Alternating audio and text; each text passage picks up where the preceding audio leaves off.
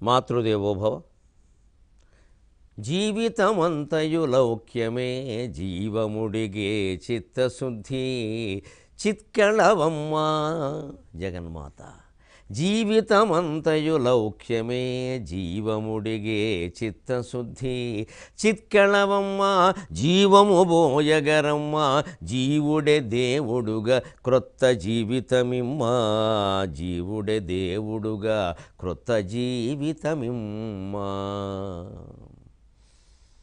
ABN Andhra Jyothi ప్రేక్షక మహాశయులందరికీ నవజీవన వేదం అనే కార్యక్రమంలో 1477వ భాగానికి, ప్రత్యేకించి లలితా సహస్రానికి సాగుతున్న సామాజిక వ్యాఖ్యలో 177వ భాగానికి స్వాగతం పలుకుతున్నాం. మనం 262వ నామాన్ని పూర్తి చేసుకున్నాం. తుర్యాయై నమః. అందులోనే చివరిలో మంచి ఉదాహరణ బొమ్మ చెక్కడం గురించి చెప్పుకున్నాం. ఆ బొమ్మ చెక్కడం అర్థమైతే సృష్టి ఎలా ఏర్పడిందో, ఎక్కడి నుంచి ఏర్పడిందో అర్థమవుతుంది. చెక్కిన బొమ్మను చూడడంలో అంత గొప్పతనం ఉంది.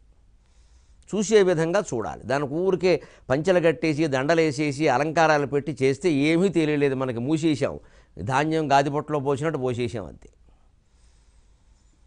ధాన్యం విడిగా రాశిగా ఉన్నప్పుడు తళతళ బంగారపు రంగులో మెరిసిపోతూ ఉంటే అందం వేరు. గాదిపొట్టలో పోసాకేముంది, పందికొక్కులకు ఆహారం అయ్యాయి, మనకు వాటి స్వరూపం తెలియలేదు. అదో పని చేస్తాం, తప్పదు. కాబట్టి అంచేతన విగ్రహాలను ఎప్పుడు గాదిపొట్టలో పోసినట్టు చేయకూడదు. ఓ దండలు వేసేసి పసుపు అంటించేసి కుంకం అంటించేసి బొట్లు పెట్టేసి పైన పంచెలు కప్పేసి చీరలు కప్పేసి ఇవన్నీ చేయకూడదు. చేస్తే అసలు ఆ విషయమే తెలియదు. కృష్ణ విగ్రహం కానీ, వినాయకుడి విగ్రహం కానీ, ఏ దేవతా విగ్రహం కానీ కొయ్యలో చెక్కబడినది మీ ఇంట్లో ఉంటే నేను చెప్పిన ఆలోచన చేసి చూడండి. ఈ సృష్టి ఎలా ఏర్పడిందో, ఎక్కడి నుంచి ఏర్పడిందో 5 నిమిషాల్లో తెలుస్తుంది. అందుకోసమే ఈ తుర్యావస్థ. ఎందుకంటే తర్వాత 263 నామం సర్వావస్థా వివర్జిత. ఇది అర్థమైతే ఆ సర్వావస్థా వివర్జిత అర్థం. బొమ్మ చెక్కాడు అనుకున్నాము మనం. ఓ చెక్క ఉంది, అంతకుముందు దాని పేరు చెక్క. చెక్కగానే దాన్ని కృష్ణుడు అన్నాం మనం. ఎలా అయింది కృష్ణుడు? కృష్ణుడుగాని మనం అనుకుంటున్న ముక్కు, మూతి, వేణువు, ఉత్తరీయం, పంచె, తొడ, మెడ అన్నీ చెక్క కాదా?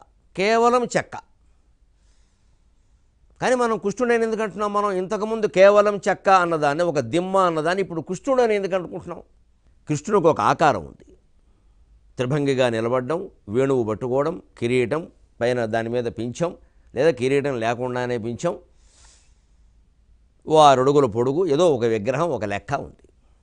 ఈ రూపం అందులో కనపడగానే కృష్ణుడు అంటున్నాం మనం. నిజానికి కృష్ణుడు అని మనం అంటున్నటువంటి ప్రతి అవయవంలో, ఆ విగ్రహం యొక్క ప్రతి అవయవంలో ఉన్నది చెక్కే.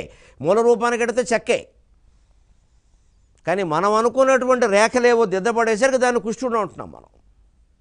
ఆ రేఖలు కాకుండా దాన్ని హనుమంతుడు బొమ్మ కింద చెక్కాడు అనుకోండి, తోక, ఈ మూతి ఇలా ఉబ్బి ఉండడం ఇవన్నీ కనపడగానే హనుమంతుడు అండి అంటున్నాం మనం. ఒకే చెక్క. నిజానికి అది హనుమంతుడు కాదు, కృష్ణుడు కాదు, వాస్తవానికి ఎడితే చెక్క. అలా చెక్క హనుమంతుడుగా కానీ కృష్ణుడుగా కానీ ఎలా మారింది, దానికి పునాది ఎక్కడ పడింది? చెక్కేవాళ్ళు శిల్పి చెక్కాడు, అది చెప్పడం జరిగింది. శిల్పి మాత్రం ఎలా చెక్కాడు? ఆయన మనస్సులో కృష్ణుడి ఊహ ఉందా లేదా, కృష్ణుడు ఎలా ఉంటాడని. ఆ ఊహను ఆయన మనస్సులోంచి చేతుల్లోకి రప్పించుకుని ఆ ప్రకారం ఆ కృష్ణుడు కాకుండా మిగిలినటువంటి చెక్క ముక్కలన్నీ రద్దంతా చెక్కేసేస్తే కృష్ణుడు మిగిలాడు. అంచేత ఆ చెక్కలో కృష్ణుడు ఉన్నాడంటే ఉన్నాడు, హనుమంతుడు ఉన్నాడంటే ఉన్నాడు, ఒక అప్సరస్సు ఉందా అంటే ఉంది, ఒక చెట్టు ఉందా అంటే ఉంది, ఓ కుక్క ఉందా అంటే ఉంది, అన్నీ ఉన్నాయి. ఆ వాటిని బయటకు తీసింది ఈ శిల్పే. తీయకముందు అవి ఎక్కడున్నాయి? మన మనస్సులో ఉన్నాయి. అంచేత మనస్సులో ఉన్న కృష్ణుడే ఇప్పుడు చెక్కలో కనిపిస్తున్నాడు. చెక్కలో కొత్తగా కృష్ణుడు రాలేదు. ఎంత తత్వం లోతుల్లోకి వెళ్ళిన కొద్దీ అర్థమవుతుందో గమనించండి. నేను తేలికైన ఉదాహరణ తీసుకుని చెబుతున్నా. చెక్క బొమ్మలో చెక్కబడినటువంటి కృష్ణుడు ఎక్కడున్నాడు? ముందు మన మనస్సులో ఉన్నాడు. చెక్కినవాడు మనస్సులో ఉన్నాడు. మనస్సులో లేకుండా చెక్కలోకి వస్తాడా? అంచేతనే ఈ ప్రపంచం మొత్తం మనస్సులోంచి పుట్టింది. చంద్రమా మనసో జాతక చక్షో సూర్యో అజాయత. ఇదే వేదం చెబుతుంది. ఎక్కడ వేదంలో పొరపాటు ఎక్కడుందండి? అసలు మన అవగాహనలో లోపం. కానీ అవేవో మంత్రాలు, నమ్మకాలు అంటే అలాగే నమ్మకం ఏమిటి? పక్కా వాస్తవం. చంద్రుడి నుంచి అని ఎందుకు అన్నారు? అందులో కూడా లెక్క ఉంది. చంద్రుడి నుంచి మనస్సు ఏమిటి? చంద్రుడి లక్షణం ఏమిటి? 15 రోజులు పెరుగుతాడు, 15 రోజులు తరుగుతాడు. మనస్సు అంతే. మరి పురాణ కథల ప్రకారం చూసినా గురువుగారి భార్యతో సంబంధం పెట్టుకుని పరమపాపం చేసిన వాడు చంద్రుడే. శివుడి శిరస్సు మీద వెలిగిపోయేంత గొప్ప పుణ్యం చేసిన వాడు చంద్రుడే. అంటే పాపం చేసేది మన మనస్సే, పుణ్యం చేసేది మన మనస్సే. మనయేవ మనుష్యాణం కారణం బంధమోక్షయో స్పష్టంగానే ఉంది. అందుకే మనస్సు ఎందుకు అలా ప్రవర్తిస్తుంది అంటే చంద్రుడి నుంచి పుట్టింది. బుద్ధి చంద్రుడి నుంచి పుట్టలేదు, బుద్ధి సూర్యుడు. ఆ బుద్ధి కారణంగానే కళ్ళల్లో చూడగలుగుతున్నాం. అందుకే చక్షు సూర్యో అజాయత ముఖాదింద్రశ్చాగ్నిశ్చ ఇవన్నీ చెప్పారు. విరాట్ పురుషుని యొక్క కళ్ళల్లోంచి సూర్యుడు పుట్టాడు, ఆయన మనస్సు నుంచి చంద్రుడు పుట్టాడు అన్నాడు. అంటే చంద్రుడి లక్షణమే మనస్సు ఉంటుంది. దాన్ని గురుభార్య గమనానికి వినియోగిస్తామా, శివుని శిరస్సు మీద ఉండగలిగేటువంటి స్థానం కోసం కేటాయిస్తామంటే అది మన చేతుల్లో ఉంది. దానికి ఎవరు మాత్రం ఏం చేస్తారు? మంచిది, మన మనస్సే మన జీవితాన్ని నడిపిస్తుంది. గత జీవితాన్ని కూడా మన మనస్సే నడిపించింది, భవిష్యత్ జీవితాన్ని కూడా మన మనస్సే నడిపిస్తుంది, పూర్వజన్మ నాటి జీవితాన్ని కూడా మన మనస్సే నడిపించింది, భవిష్యత్ జన్మ జీవితాన్ని కూడా మన మనస్సే నడిపిస్తుంది. అందుకే వివేకానందుడు ఏమన్నాడు, your destiny is your own hands అన్నాడు ఆయన. ఖచ్చితంగా చెప్పండి, ఒప్ప కాదా? Your destiny is in your own hands. నీ విధి నీ చేతుల్లో ఉంది, అనవసరంగా ఎవడి మీదకో ఎందుకు గెంటేస్తున్నావు అన్నాడు ఆయన.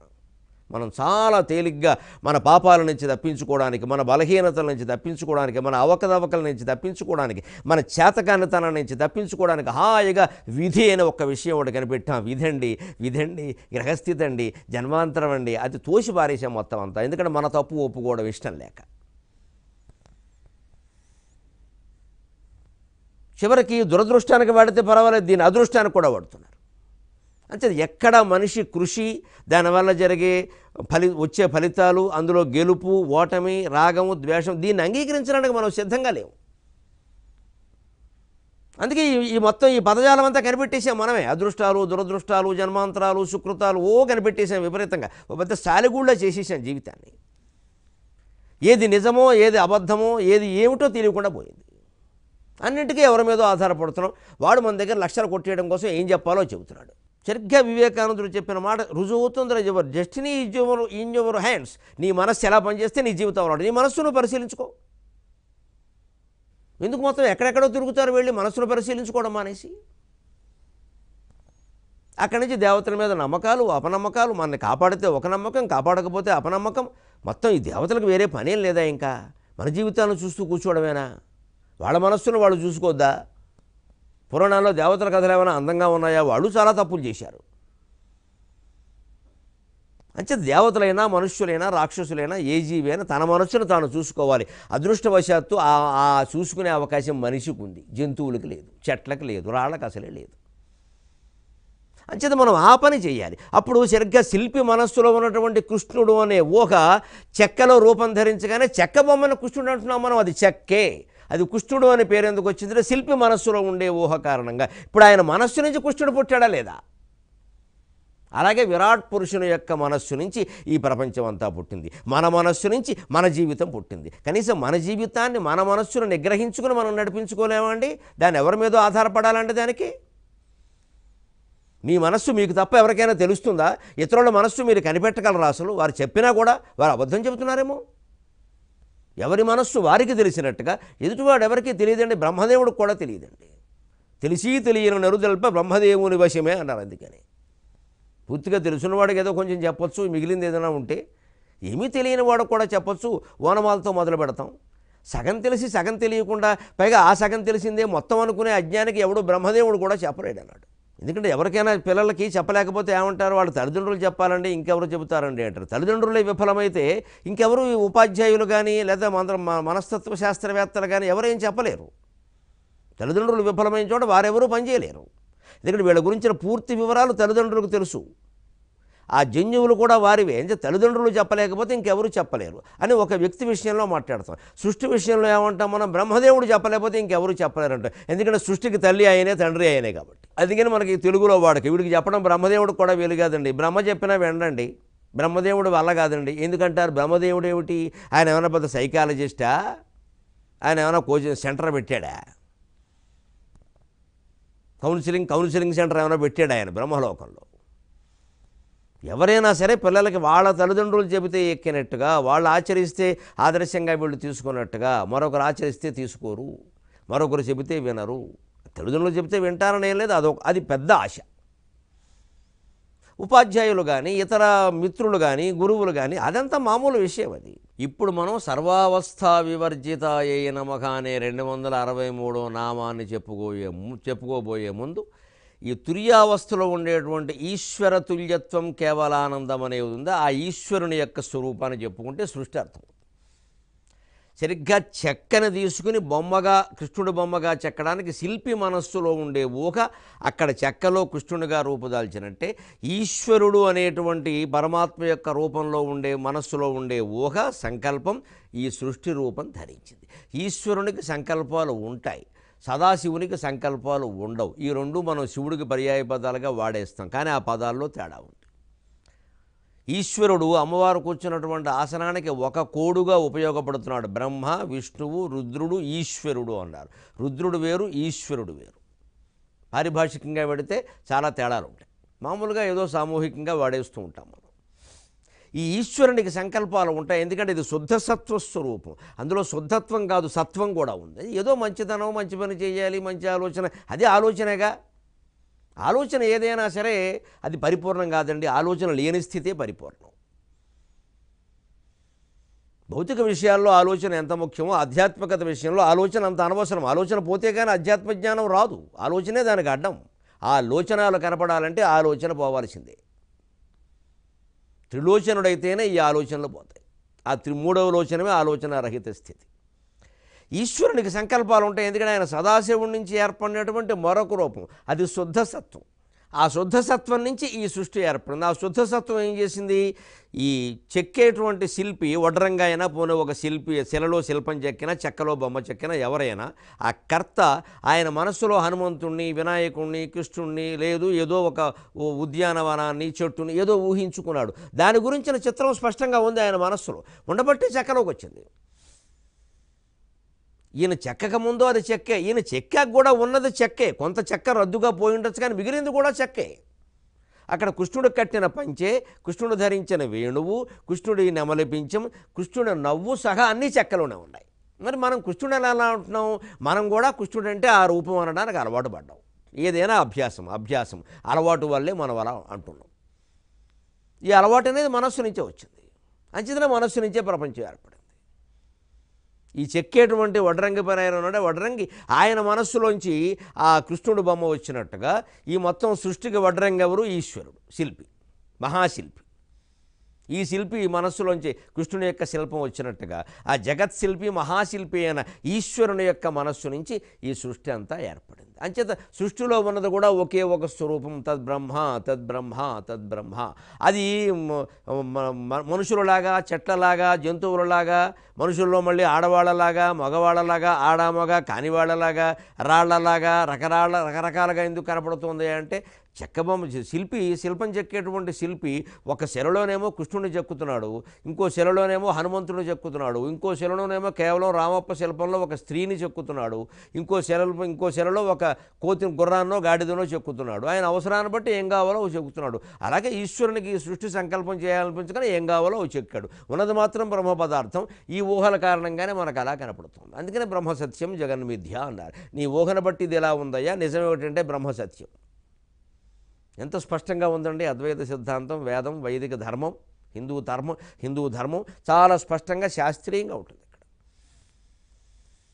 ఇప్పుడు ఈ 5వ అవస్థ ఉందే అది చూద్దాం. 263వ నామం సర్వావస్థా వివర్జితాయై నమః. సర్వావస్థ సవర్ణ దీర్ఘ సంధి. సర్వావస్థ వివర్జితాయై నమః. అన్ని అవస్థలని విడిచిపెట్టి ఆ స్థితిలో ఉంటామమ్మా. 5వ స్థితి అంటే అనొచ్చు, నిజానికి అంకెలు వేయడం అనవసరం. నీకు నమస్కారం.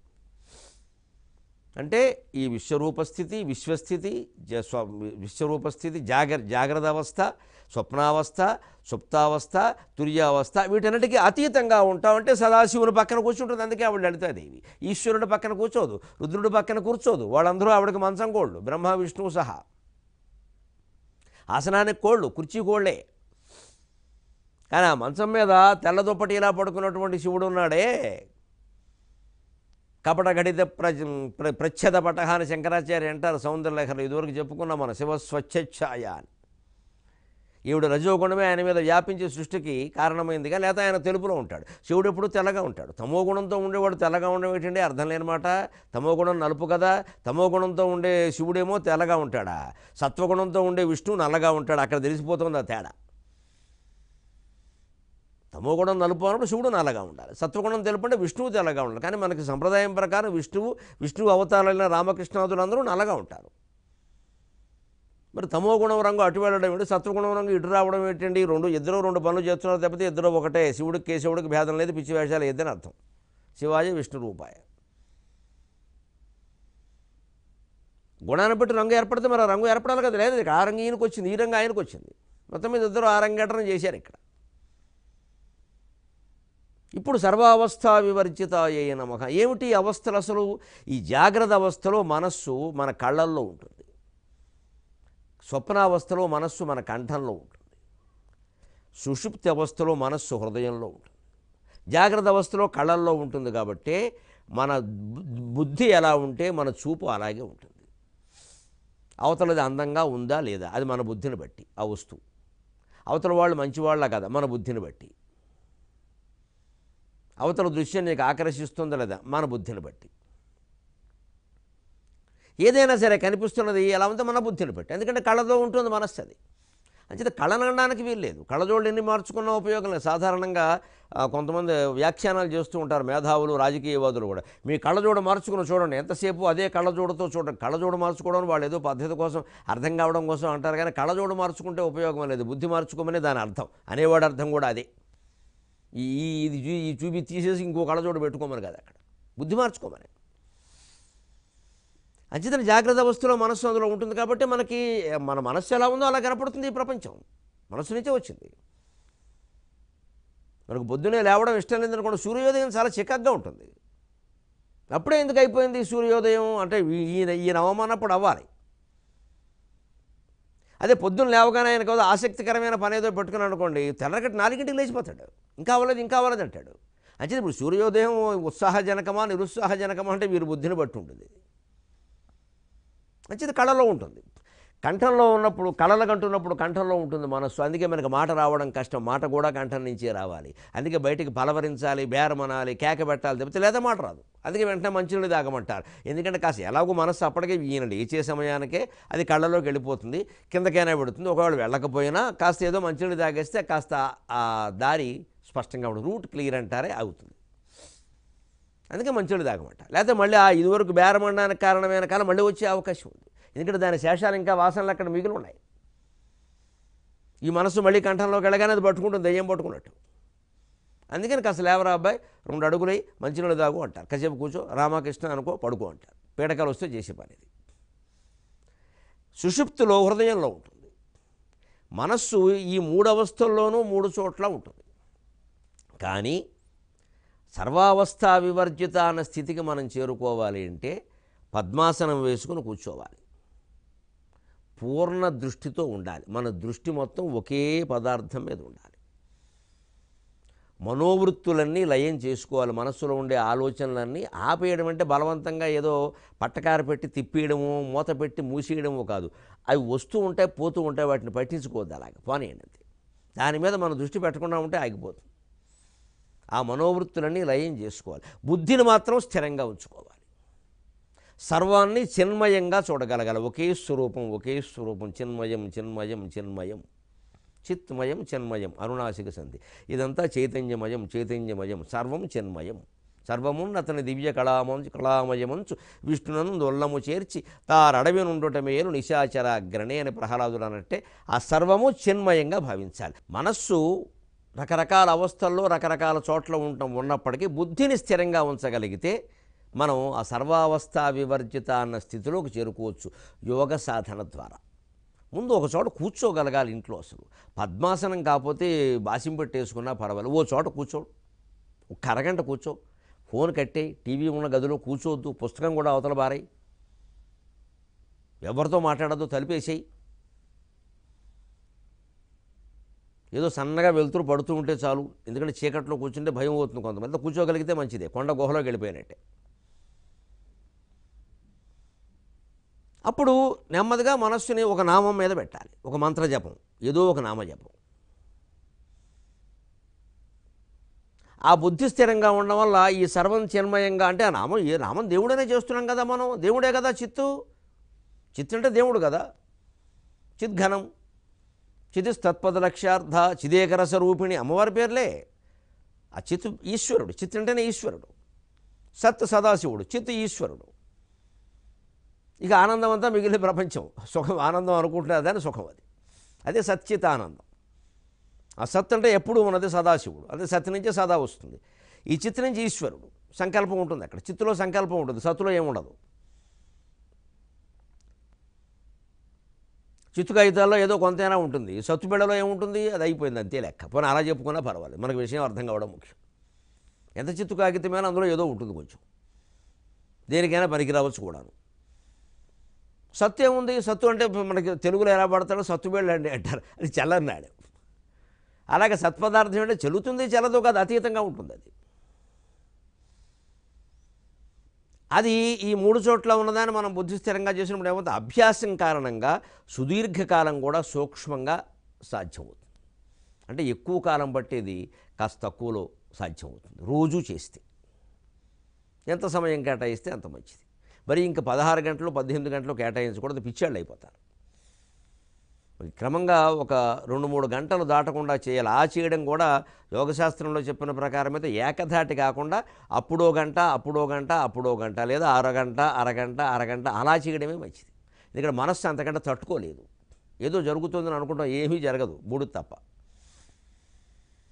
అంత ఎక్కువ కాలం కేటాయించడం, ఏకధాటిగా కేటాయించడం ఎప్పుడూ మంచిది కాదు. పైగా అరగంట అరగంట అరగంట లేదా గంట కనీసం అంతకుమించి దాటకుండా కేటాయిస్తే ఉపయోగం ఏమిటంటే, ఆ తర్వాత మనం భౌతిక జీవితంలో చేస్తున్న చర్యలకి దాన్ని అన్వయించుకోగలుగుతాం.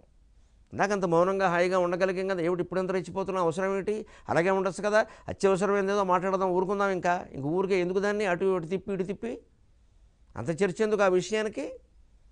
తీసుకోగలిగిన నిర్ణయం ఏదో తీసుకుందాం. 16 కత్తులు వచ్చి మన మీద పడవచ్చు, అప్పుడు కూడా తీసుకోగలిగిన నిర్ణయం తీసుకుంటా, లేదా చచ్చిపోతాం. ఏమిటట, ఓ బెదిరిపోయి అంటే ఏమైనా వస్తుంది, ఏమి రాదు. ఆ సమయంలో నమశివాయ అన్న మంచిది, మరి బుద్ధి స్థిరంగా ఉంటే అనలేము. ఎందుకంటే దాని నుంచి రక్షించుకోవాలని చూస్తాం మనం.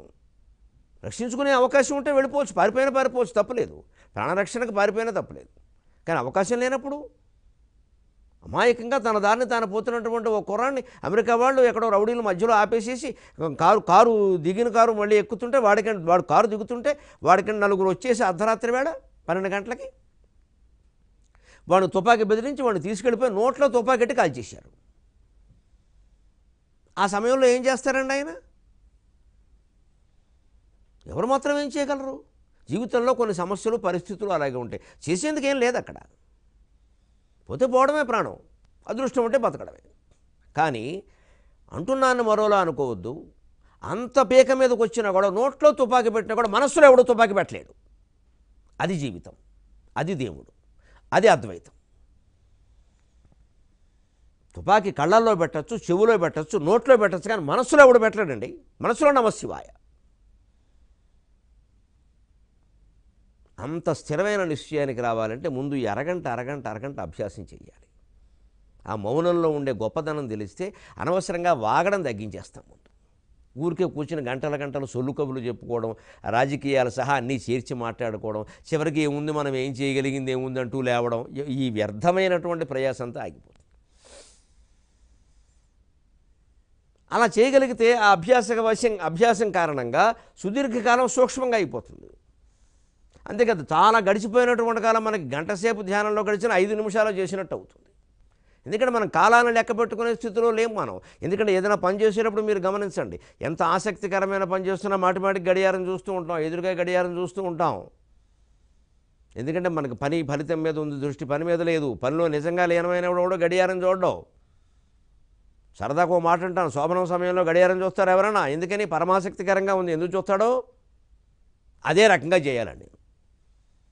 పరిశ్రమలో కార్మికుడు పనిచేసినా సరే, పాఠశాలలో ఉపాధ్యాయుడు పాఠం చెప్పినా సరే, ఏం చేసినా సరే, రోడ్డు మీద తారుపోసే కార్మికుడైనా సరే అత్యంత ఆసక్తికరంగా చేయాలి. సమయం చూడకూడదు. మనకు బాగా ఇష్టమేమో చూడ సమయాలు చూస్తున్నారా? అంతే, అంత ఇష్టం చేసుకోవాలి పనిని. మనం బాగా ఇష్టమైన పుస్తకం చదువుతూ ఉంటామండి, కానీ అప్పుడు ఏదైనా ఎవరన్నా పిలిస్తే కోపం వస్తుంది, ఫోన్ వచ్చినా చికాగ్గా ఉంటుంది. అసలు ఒకవేళ ఏదైనా పని మీద బయటికి వెళ్ళాలంటే వెళ్ళడానికి ఇష్టం ఉండదు.